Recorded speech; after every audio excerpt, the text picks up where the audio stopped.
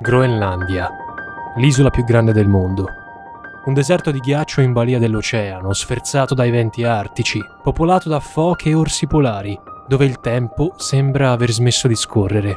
L'uomo ha avuto l'ardire di provare a domare anche un luogo tanto angusto, insediandosi in poche, sparse aree costiere. Ma oltre a questo, cos'è che sappiamo davvero della Groenlandia? Siamo venuti qui con degli scopi ben precisi: sfatare miti duri a morire, raccontarvi la parabola di una terra inospitale, plasmata dal dominio coloniale, che ambisce a essere una nazione, mostrarvi come questa non sia soltanto una chiazza bianca disegnata su una mappa, bensì una parte della nostra storia come esseri umani.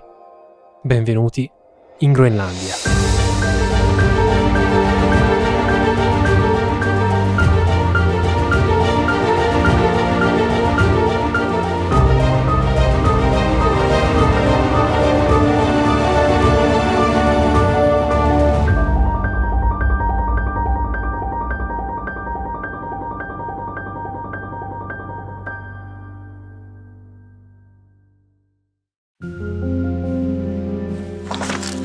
Nel 982 l'esploratore norreno Erik il Grosso, esiliato dall'Islanda dopo aver commesso un omicidio, viaggiò verso ovest e approdò in una vallata rigogliosa. La chiamò Grönland, la terra verde. Tra il 985 e l'anno 1000 furono in centinaia gli islandesi che decisero di attraversare l'oceano per stanziarvisi assieme al proprio bestiame. Per quasi 4 secoli, i coloni commerciarono zanne di tricheco e pelli di foca con Islanda e Norvegia in cambio di cibo, legno e utensili in ferro. Nel 1380 la Groenlandia passò sotto il controllo del neonato regno di Danimarca-Norvegia. All'epoca, però, i villaggi norreni stavano già cadendo in rovina. Nell'arco di qualche decennio, nulla più si seppe dei loro abitanti. La corona di Copenaghen, interessata a mantenere attive le rotte commerciali artiche e cacciare balene, scalzando l'allora concorrenza olandese, provò a ristabilire i contatti con la colonia perduta. Seguirono 300 anni di spedizioni inconcludenti, finché nel 1721 il pastore luterano Hans Egede sbarcò laddove sarebbe nato il primo insediamento danese in Groenlandia, Gottorp, Buona Speranza. Questa casa gialla e rossa che vedete alle mie spalle presumibilmente è una delle prime case che furono costruite ai primi del Settecento in Groenlandia. Apparteneva ad Hans Egede, che fu appunto l'uomo mandato dalla corona danese per avviare il processo di cristianizzazione sull'isola. Dal 1979 Gottorp si chiama Nuuk, cioè capo, ed è la capitale della Groenlandia. All'epoca Egede credeva non solo che avrebbe incontrato dei superstiti, ma anche che questi, poiché rimasti isolati da secoli, predicassero ancora il cattolicesimo o il paganesimo e che parlassero una qualche forma di norreno antico. Egede si sbagliava. Ormai le coste groenlandesi erano diventate patria di un altro popolo, gli Inuit. Il termine Inuit, al singolare Inuk, significa persone e ha sostituito il dispregiativo ed erroneo eschimesi, che vuol dire coloro che indossano le racchette da neve. Questo popolo artico discende dai primi uomini siberiani emigrati nel corso dei millenni verso le zone settentrionali di Alaska, Canada e Groenlandia, e ha sempre vissuto pescando e cacciando animali come orsi polari, foche, renne e balene. Oggi il 90% dei groenlandesi è di origine Inuit e in larga parte parla una lingua, il Kalaallisut, completamente diversa da quelle europee. In alcuni villaggi, come Tasiilaq, sulla costa orientale, gli Inuit non hanno mai abbandonato le proprie radici. We live with my mother and father. You fish and hunt for living? Yeah, now I'm hunting for living. In the summer, I'm a boat driver with the tourists. Your work, is it shared with other people here? Town? In the town you're the only one? No. No, okay. There are many Many, hunter, yeah. I Thule, gli antenati più diretti degli Inuit, penetrarono nel sud-ovest della Groenlandia attorno al XIV secolo, cioè quando l'area nord-atlantica fu colpita da un fenomeno climatico noto come piccola era glaciale, che si ritiene abbia causato la scomparsa delle colonie norrene. A Gottorp la missione di Egede provò a convertire i locali percepiti come dei selvaggi. Si trattò di un processo lento, ostacolato dalla presenza degli Angakkuit, i cosiddetti sciamani Inuit, ai quali era riconosciuto il ruolo di detentori della conoscenza, sia in ambito religioso che medico. Comunque, i danesi presero a popolare la costa occidentale, ampliarono Gottorp e fondarono il porto di Jakobshavn, la moderna Ilulissat. Con la nascita della Compagnia Reale Groenlandese nel 1774, Copenaghen instaurò un monopolio adibito ad acquisire in cambio di caffè e tabacco, carne, pellame e prodotti d'artigianato, tra cui i tupilak, statuette d'ossa che raffiguravano demoni della mitologia Inuit. Fu così che, cambiando prospettiva, gli Inuit cominciarono a privarsi di risorse da sempre necessarie alla loro sussistenza e accedere alle logiche di mercato occidentali. Questa tendenza fu mal vista dagli ufficiali danesi, che temevano che gli Inuit avrebbero presto perduto la loro essenza e dunque anche la loro utilità. Inoltre, nel 1814 la Danimarca si vide costretta a cedere la Norvegia alla Svezia dopo essere stata sconfitta nelle guerre napoleoniche e a fare affidamento soltanto sulle colonie islandesi e groenlandesi. Allora, la presunta volontà di preservare la cultura Inuit si accompagnò alla necessità di renderla più efficiente. Nel 1835 la Compagnia Reale suggerì infatti di costruire case in legno che sostituissero le tradizionali abitazioni Inuit, ovvero le capanne e le tende estive fatte di ossa e tessuti. Benché famosi, gli igloo non erano altro che ripari adibiti alla caccia o alla pesca e, per quanto sia ridondante sottolinearlo, no, nessun Inuk vive negli igloo. Nel 1856 gli amministratori coloniali decretarono che ogni insediamento avrebbe dovuto eleggere dei propri rappresentanti, incaricati di sorvegliare la società. Tuttavia soltanto i cacciatori più esperti potevano svolgere questa mansione. In altre parole, la Compagnia Reale delegittimò gli Angakuit, gli sciamani, e destabilizzò una collaudata struttura sociale. Lo stesso accadde quando la Danimarca decise di reclamare per intero il possesso della Groenlandia.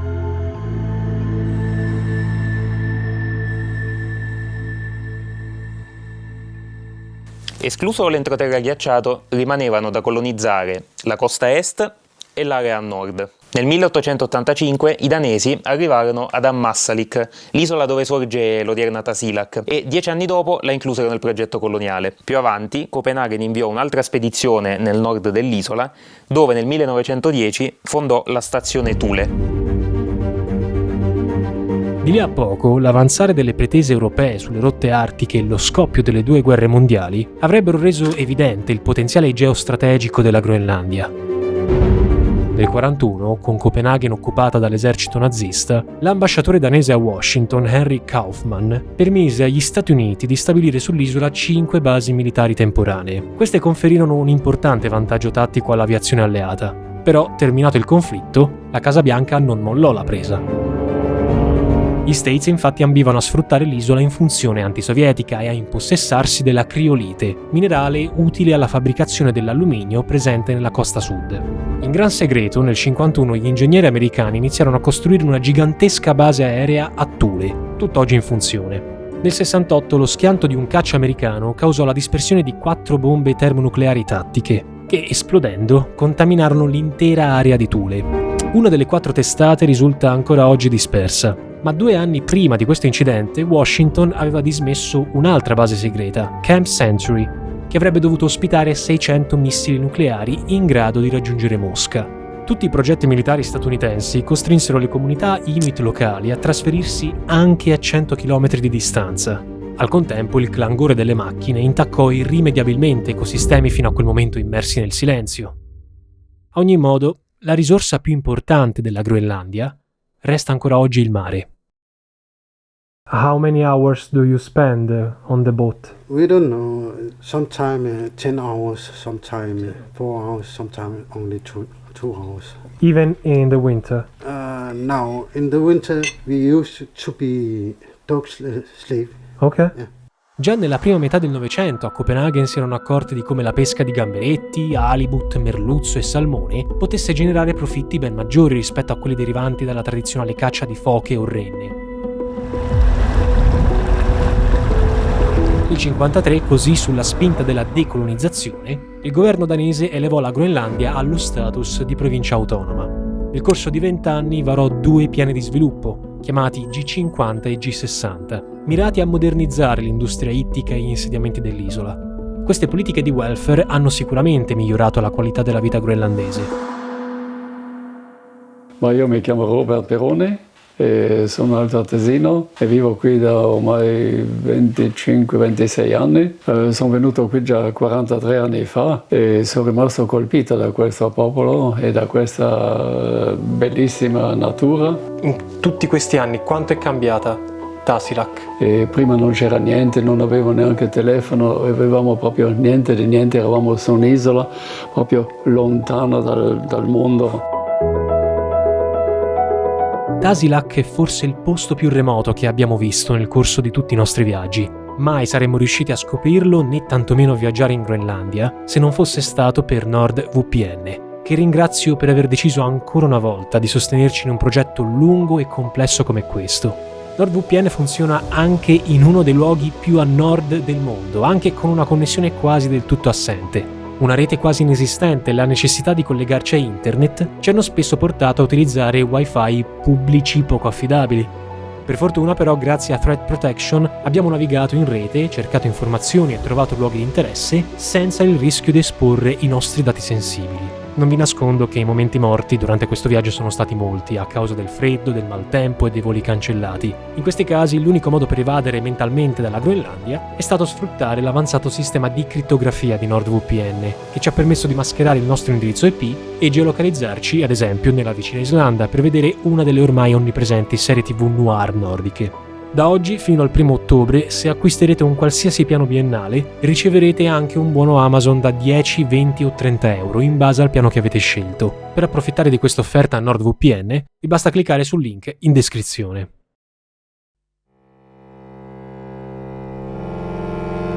Al netto dei suoi evidenti vantaggi, la modernizzazione comportò sconvolgimenti ben più grandi e repentini di quelli patiti in precedenza. L'abolizione del monopolio della compagnia aereale groenlandese e l'edificazione di nuove strutture portuali offuscarono la figura del cacciatore, che fino a 50 anni prima gli ufficiali coloniali consideravano l'apice della società Inuk. Per garantire la maggiore produttività dei locali, ora impiegati negli stabilimenti ittici, i progetti di urbanizzazione previdero lo spostamento forzato di migliaia di persone dai villaggi nei nuovi centri urbani abitati, dotati stavolta di negozi, scuole e ospedali. Nuuk, tra casermoni ed edifici in legno, è oggi l'emblema di uno sviluppo accelerato, non curante dello stile di vita degli Inuit. Basti pensare al cosiddetto Block P, un'abnorme struttura residenziale ghetto eretta negli anni 60, ora demolita, che si diceva contenesse l'1% dell'intera popolazione groenlandese. Grazie alle nuove opportunità apertesi nell'isola, gli Inuit si ritrovarono occupati in compiti mai svolti prima. Tuttavia venivano pagati il 25% in meno rispetto ai danesi, che ricoprivano le stesse posizioni. Per guadagnare uno stipendio equivalente, un Inuk doveva aver risieduto almeno 10 anni in Danimarca. Le discriminazioni economiche procedettero di pari passo, con alcuni propositi perversi. Nel 1951 le autorità danesi strapparono 22 bambini Inuit alle loro famiglie, per spedirli proprio in Danimarca e formarli come la futura classe dirigente groenlandese. L'esperimento, inutile dire, fallì. Metà di quei bambini morì in giovane età e metà fu affetta da disturbi mentali. Tra gli anni 60 e 70, sotto direttive governative, i medici danesi piazzarono delle spirali intrauterine, degli strumenti contraccettivi, nei corpi di circa 4.000 donne e ragazze Inuit. Così facendo, in pochi anni il tasso di natalità groenlandese, all'epoca valutato eccessivamente alto, venne dimezzato. Le critiche e il malcontento verso l'intero sistema post-coloniale portarono nel 79 alla nascita del Parlamento autonomo di Nuuk.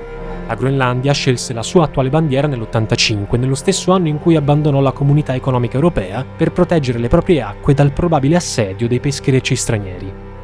Difatti oggi la Groenlandia non fa parte dell'Unione Europea e dal 2009 gode di un governo autonomo. Ciononostante, le sorti dell'isola più grande del mondo sono indefinite. Secondo le Nazioni Unite, la società groenlandese soffre la mancanza di adeguate strutture abitative e sanitarie, soffre di un sistema educativo che permetta ai giovani di emanciparsi. Ci sono tanti giovani che non vedono ancora il futuro ma non vogliono più il passato, cioè è un passaggio molto interessante, però stressante per loro, molto difficile per loro. Nel 2014 il governo di Nuuk ha creato una commissione di riconciliazione al fine di sanare i rapporti con la Danimarca. Sarà un processo lungo che richiederà l'acquisizione di una maggiore consapevolezza sia da parte della comunità Inuit che delle autorità danesi. Myself, having lived here for nearly 1.5 years, I've only experienced like one episode of a drunk person coming up and saying I should go back where I came from. I've heard other stories where people got confronted during a night out or at a concert, also being asked to go home. But I would say, like in general, people I meet are very open and honest. That's the thing about Greenlandic people. Le ferite del periodo coloniale forse non si sono mai rimarginate. Did you hear shotgun shots over there? Yeah. Okay. 2 times. They are calling the police. Okay, so I don't need to go there. No. Thank you for letting me know. Thank you. Ok, praticamente mi stavo dirigendo laggiù e i passanti che stanno facendo la salita mi hanno sconsigliato di andare laggiù perché hanno sentito colpi di pistola almeno 2 volte. E il primo passante che mi ha fermato mi ha detto non andare laggiù perché sono ubriachi e hanno cominciato a sparare. Sorry? Shot fire. Okay, so go away. We should go. Okay. Hi, Aaron. Hi. You know what's happening? I don't know. Someone said shot fire. I had 2 twice. 2 twice.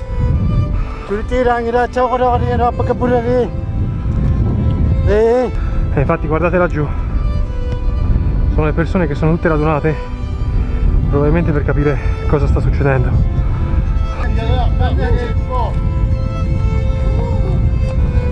Che succede? What's happening? You still have a gun? He still have a gun? Ok. È una situazione veramente surreale questa.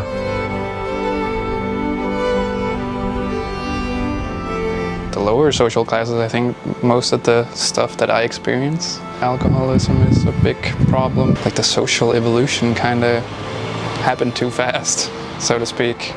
A lot of people lost their jobs because they had to be moved out of the smaller cities into, like Nuuk. There are like a couple of, I think we call them the blocks. You can't really see them here, but like where people got lodged in together. And I think forcing a person who his whole life has gone fishing, gone hunting, to suddenly work at a factory is kind of soul-sucking in a weird way. Yeah. I could imagine that, and also having access to alcohol kind of messed a lot of people up, I would imagine. Le problematiche della società groenlandese non finiscono affatto qui, e adesso più che mai, in un XXI secolo attraversato da incertezza e competizione tra potenze globali, la Groenlandia è destinata a fare i conti con l'inevitabilità del futuro, delle sue sfide, delle sue opportunità. Ma di tutto questo parleremo nel prossimo video.